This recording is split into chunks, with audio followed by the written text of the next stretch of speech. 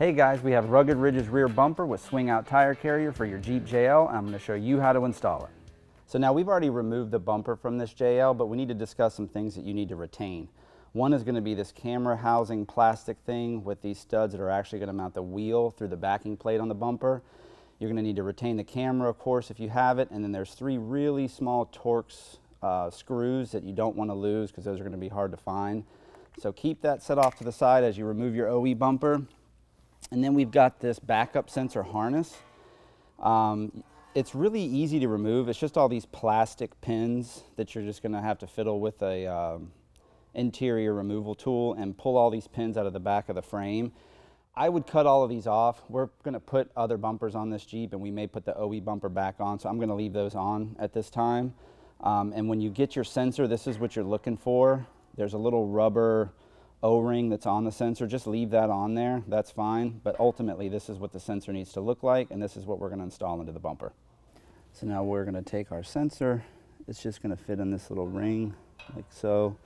This is just a backing plate with this cutout so that it clears the sensor plug, and then we're going to use a washer on the bolt and just feed that from the inside, put on the flange nut. And if you guys aren't running sensors, I've actually seen a couple of people get some of the generic pin spot lights, and you can hook up backup lights to this, which is kind of cool. But this is designed for the sensors. And if you don't want to do either one of those, the kit also comes with a plastic plug that you just pop into the hole on the outside of the bumper so you don't even really see it. So now that we've got the hardware installed, just start getting it finger tight, and then just grab some 10mm wrenches and tighten this hardware up.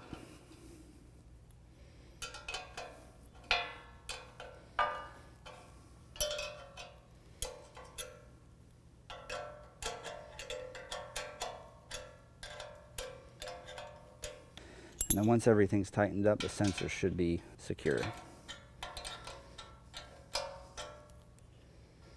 Now we'll do the other 3. So now on the passenger side, this bottom location of the frame does not have these threaded inserts. So there's this nut plate and there's this long finger here that needs to go toward the front before we put the bumper on. And there's a hole in the side of the frame where you can actually get your finger through and help adjust it and hold it in place. Once we get the bumper on, then this hardware will just go through the bottom and fasten like so. And then, like I said, there's these threaded nut inserts on the side of the frame already from the factory, and these are just going to go on the side. So now I've got a friend that's going to help me pick this bumper up and install. It's just easier, and we're going to make sure we hold this harness above this little curve right here. The frame is going to slip in there, and you want this harness above the frame to help protect it. And then I've got a microfiber on the hitch just so that we can sit the bumper on there. And you'll also notice that we have some tape on the body. This is just to help protect everything so that we don't scratch it up putting it on.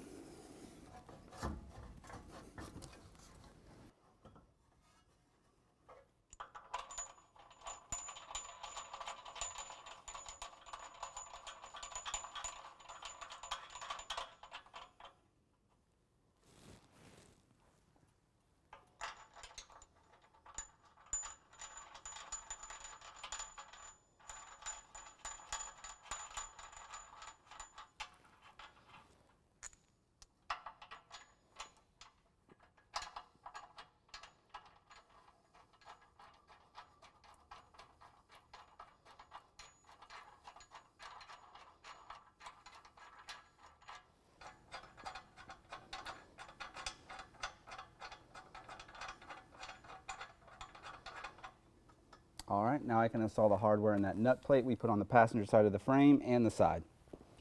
So this is that hole in the side of the frame where you can stick your finger through, and then you can line the nut plate up we spoke about earlier. You can see it right through the bottom of the bumper.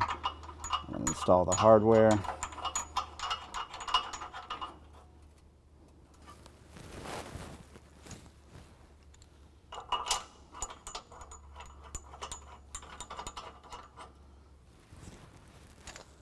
You can see these holes on the side.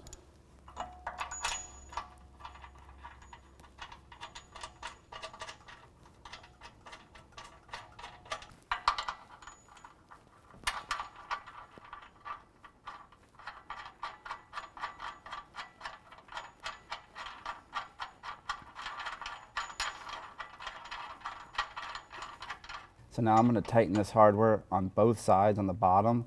Just snug it so that the bumper sits nice and level to the frame. And that's your adjustment for being level. And then I'm going to push the bumper like you were pulling it from the back of the Jeep, like if you were going to recover from the bumper, so that way it's adjusted all the way out, so that when you go to recover the Jeep, there's no slop in between the bolt and the bracket holding it to the frame. So now we've got everything lined up. Tighten this in the bottom first. Watch out for this exhaust tip because it will cut you.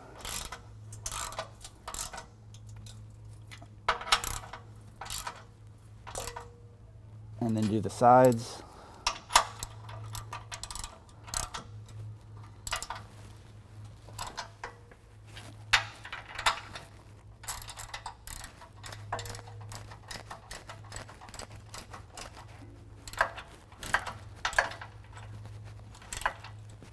And then now we'll go back over and we'll repeat the same process on the driver's side. So now we're on the driver's side, and this is that backup sensor harness. So there's just a white clip here that you have to pull out in order to unplug it. But you'll hear it click back in, make sure that's pushed down. And depending on what you got going on over here, you're just gonna zip tie this up out of the way. So now we're gonna install the tailgate plate. Just gonna slip over the vents. We've got the button head hardware.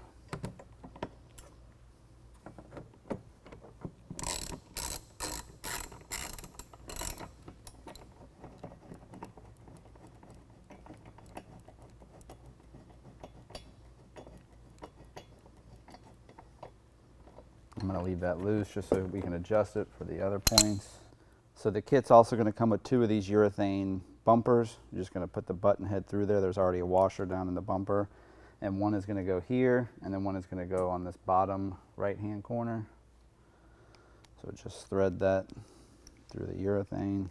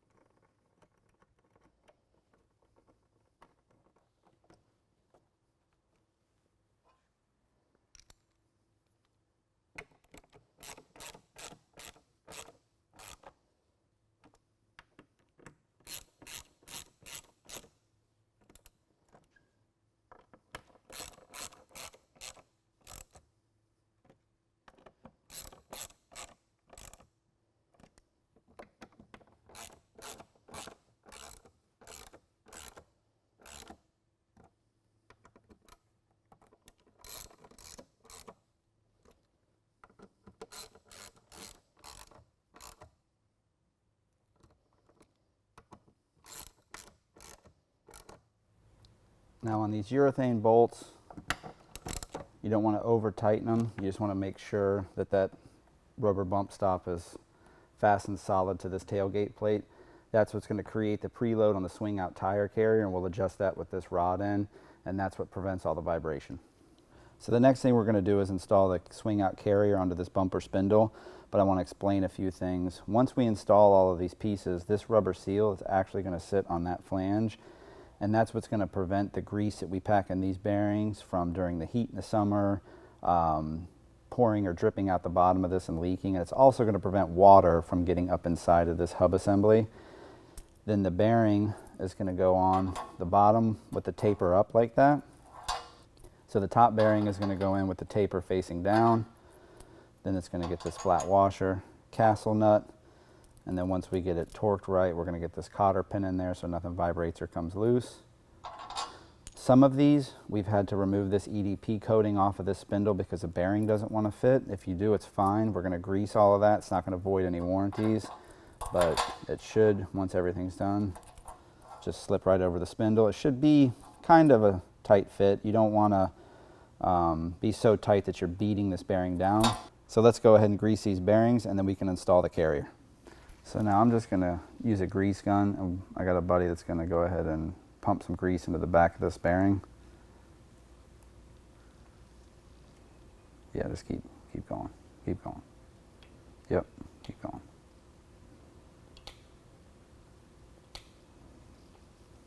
You kind of can't have too much in there. Do a little more, Anthony. All right, that's good. Cool.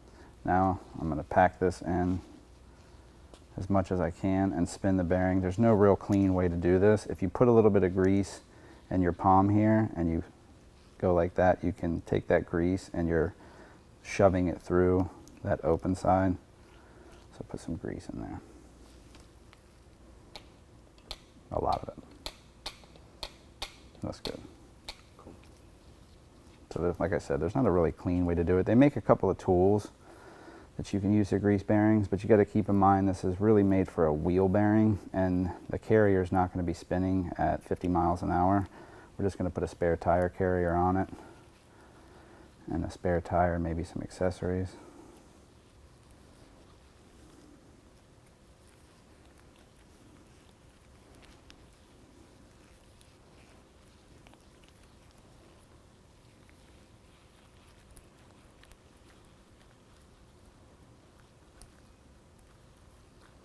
And I'm holding this inner race here and trying to spin this so that you can see the cleaner parts of the bearing showing and just making sure we get grease everywhere.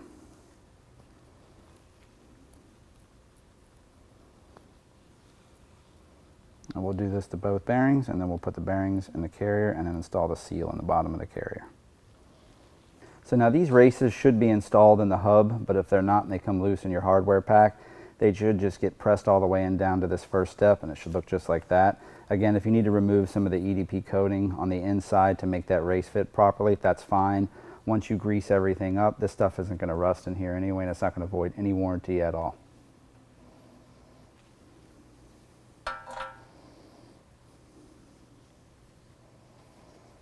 And this seal is going to go in with that flat side facing out.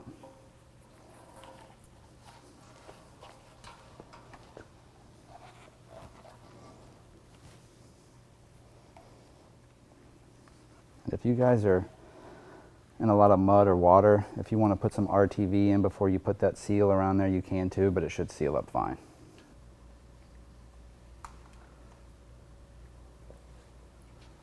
So now we need to remove this rear tail light just to put the carrier on. Makes it easier. Just going to pop this plastic cover off right here, and then there's a plastic bolt down in there we're going to remove. So this is just a 10mm bolt. You just need to hold the light because you'll feel the light get loose. And that's it. Now we've got a light coat of grease on the spindle, and once we go to put it on, we're going to make sure we get that bearing. Should just slide over, get the seal down. Then we're going to install the bearing on top. And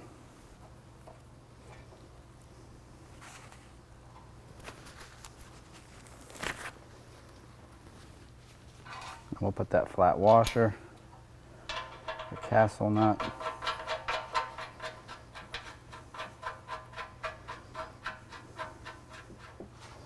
So now the goal is just to get this castle nut with enough preload on the bearing so everything's tight and secure, and we're going to get this cotter pin through the hole that's on the spindle so I can see it right there.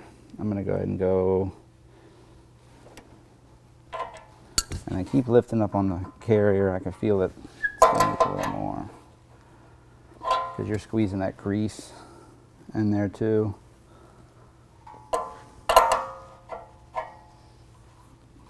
As soon as it starts to get tight,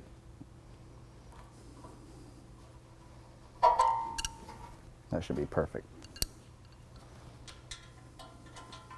And we're going to bend that cotter pin back.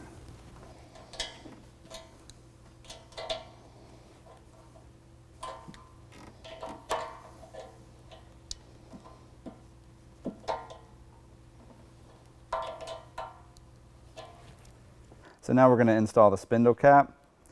Again, if you guys find yourself in water and mud a lot, you can put a little RTV around there. And it just goes in like so with this Phillips head set screw.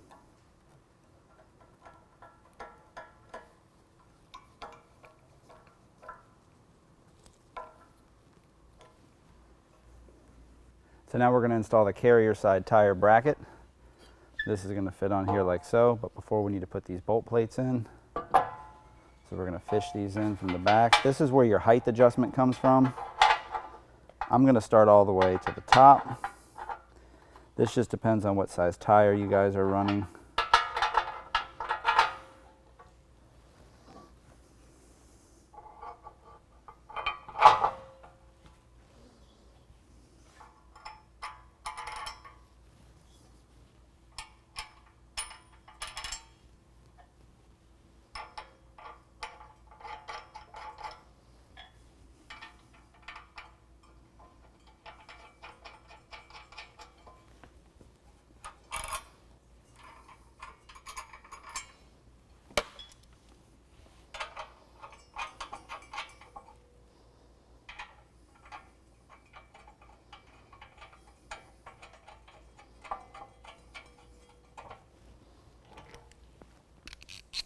Then using a 19mm socket, I'm going to go ahead and tighten this down.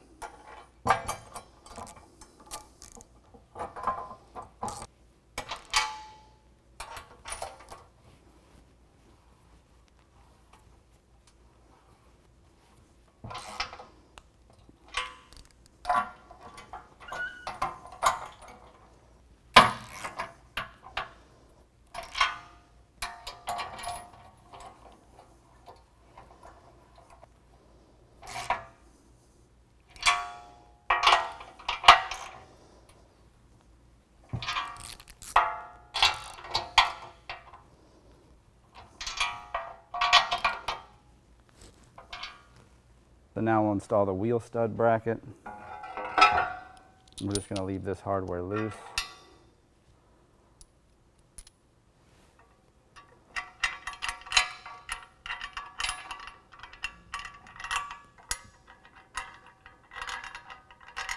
So now with this hardware loose, just adjust this out, pull these bolts out to the side, and this is that OE piece that we retained from the factory carrier. This is going to slip in behind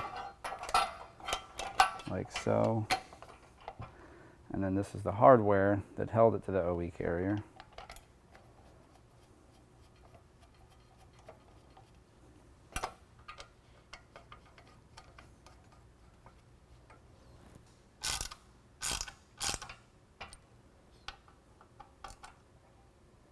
And I'm going to snug this hardware up, but I'm going to leave it so that we can adjust it because we're going to check the back spacing on our wheels. So now we have an aftermarket wheel, so I'm going to go ahead and adjust this pretty much all the way in. If you're going to use OE wheels, you're going to have a different back spacing, and that's what that adjustment's for.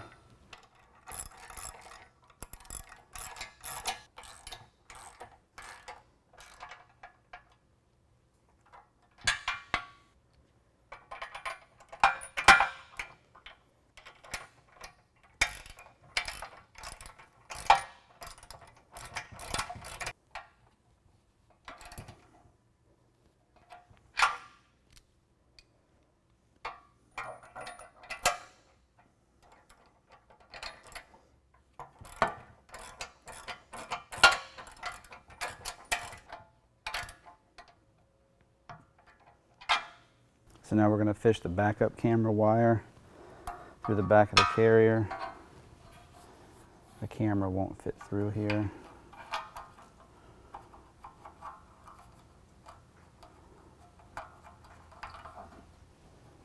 And then it just plugs in.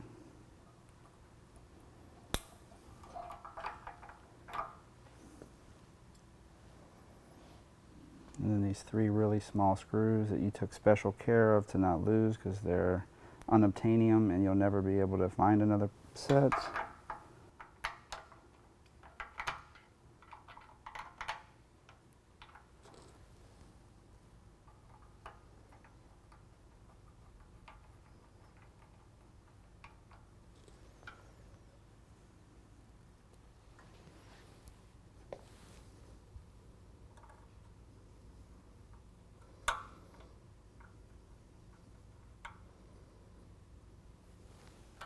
Once we go to put our tire on, this is the camera housing. This is just going to slip over these lugs, sit just like that. And then actually having the tire bolted in place is what's going to keep that there. And this is just here to protect the camera. So now this is a stainless rod end, so I put a little anti-seize on there. If you don't put anti-seize when you put this together, if you ever need to remove it and take it apart one day, it's going to pretty much fuse together and you're going to be mad. So use a little bit of anti-seize.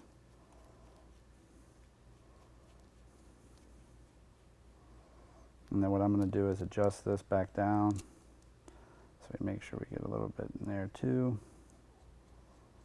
And this is just a jam nut. Once we get this final adjusted, we're going to tighten this jam nut back down on the rod end, and that's going to keep everything from vibrating. So now on the tailgate plate side, we're going to install the misalignment spacers.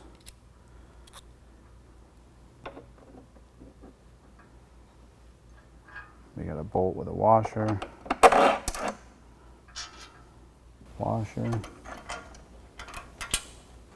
And then the nut. I'm going to actually leave this loose for now because we're going to have to make a couple adjustments on this. Make sure your camera wire is above that rod end, and then it should come through the carrier side.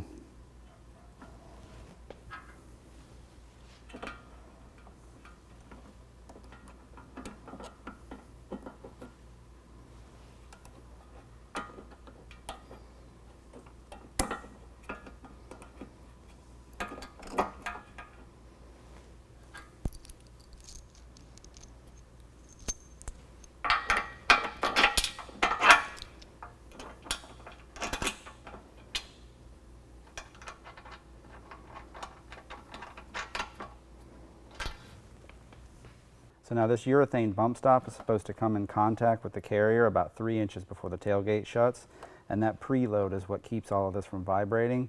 So I need to undo that bolt that I just did on this outer rod end, and we're going to adjust it out a little bit until we get the adjustment right.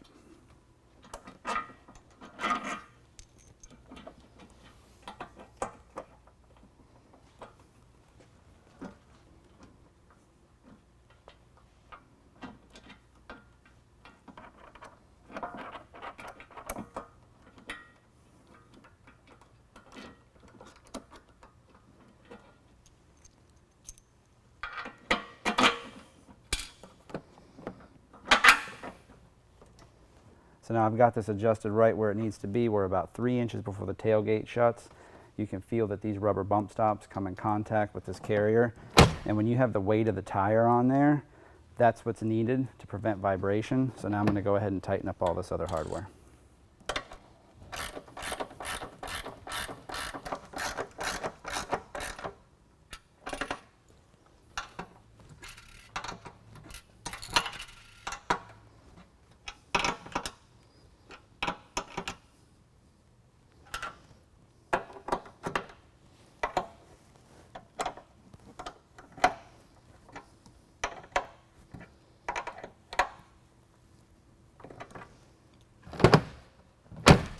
So now over time, these urethane bump stops might crush in a little bit and you may feel like you need to adjust that, and that's what that adjustment's in there for. But that's what you're looking for right there. So now we're going to tighten up the jam nut. These are just 19mm open end wrenches. So now we'll put the tail light back in.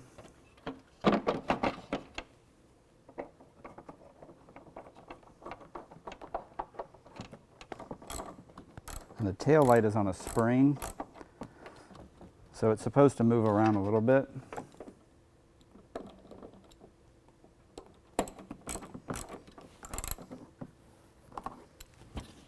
So that's perfect.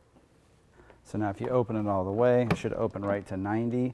That urethane bump stop comes back in contact with the carrier, and that's to help prevent it from over opening and ripping out the factory detent because it's not that strong. And now we can go ahead and put our tire on. So we'll put our camera guard on. We'll lift the wheel back up.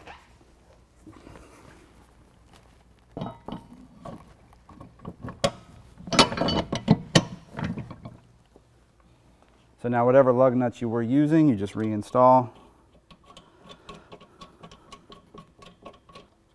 And we have a tag bracket on the top, so that's what these are for.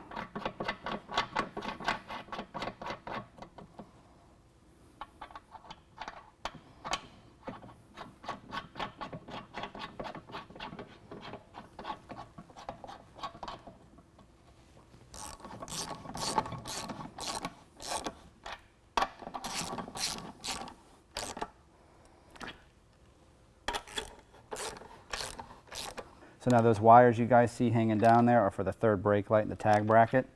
There's a couple of different ways you can handle that, so I'm not going to address that in this install. And then torque these to spec. There you go, really easy install. You can do it in about 2 hours in your driveway with a buddy's help. If you have any questions at all, make sure to give us a call or visit us online.